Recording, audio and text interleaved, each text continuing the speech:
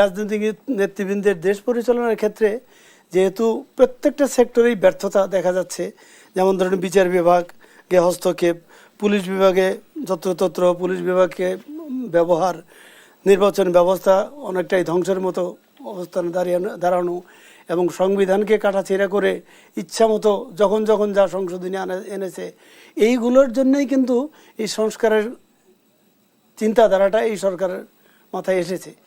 এটার উদ্দেশ্য একটাই যে যে অবস্থায় আছে এই অবস্থায় কোনো রাজনৈতিক দলই এসে দেশ পরিচালনা সুষ্ঠুভাবে করতে পারবে না।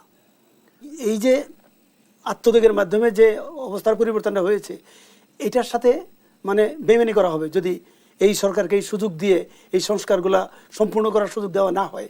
এবং এই সুযোগ হাতছাড়া হলে আর কিন্তু সহজে এই দেশের সার্বিক যে পরিস্থিতির নিয়ন্ত্রণে আনা, প্রত্যেকটা সেক্টরকে ঢেলে সাজানো, এটা কিন্তু আর সম্ভব হবে না।